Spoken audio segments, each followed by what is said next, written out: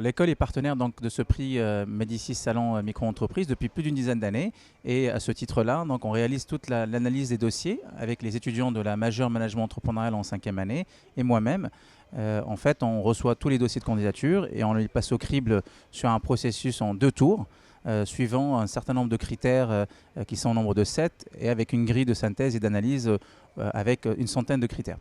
Et en fait, cette analyse-là permet de déterminer les 20 meilleurs dossiers. Donc, cette année, nous avons reçu 253. Et puis, ces dossiers-là sont envoyés aux organisateurs du salon ainsi qu'à Médicis pour pouvoir déterminer, identifier les nominés qui ont été 7 cette année.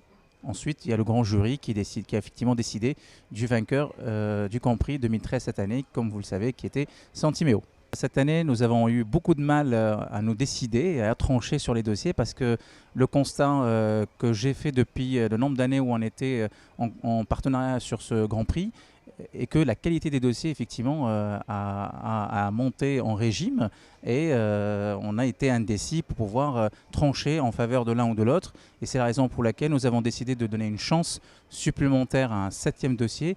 Et c'est la raison pour laquelle cette année, on a préféré écouter, puisque c'est vrai qu'entre les dossiers et la partie orale, où on rencontre les candidats réellement et physiquement, il y a un apport, il y a un changement, il y a des surprises par moment, il y a des mauvaises surprises aussi, et bonnes et mauvaises d'autres. Et donc, cette année, effectivement, on a décidé de donner la chance à un 7e dossier. C'est la raison pour laquelle on a eu 7.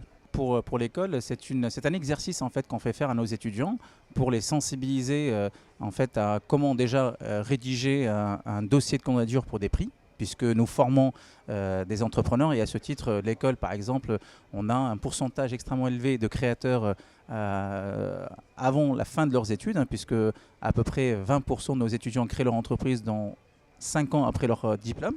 Donc c'est un taux extrêmement important par rapport à d'autres écoles. Donc nous, c'est un exercice extrêmement réel, intéressant, puisque les étudiants se confrontent à des vrais dossiers, essayent de construire une analyse critique par les dossiers, et surtout pour que le jour où eux, ils seront amenés à réaliser des dossiers de ce type, eh bien, ils ont les outils pour pouvoir réussir potentiellement à, pourquoi pas, être sélectionnés parmi les nominés d'autres prix, et pourquoi pas celui de Médicis l'année d'après. Cette année, c'est la 15e édition du Salon Micro-entreprise. Et comme nous, on est partenaire de ce salon depuis plus d'une dizaine d'années, je tiens vraiment à souhaiter un très joyeux anniversaire au Salon de Micro-entreprise et féliciter à cette occasion Alain Bossetti, Marie-Pierre Doré et toutes leurs équipes et collaborateurs pour vraiment le gros travail qu'ils font auprès des entrepreneurs, des jeunes, des femmes et tout le public qui s'intéresse à l'entrepreneuriat. Et je leur souhaite bien entendu encore plus de réussite et encore plus d'années de salon.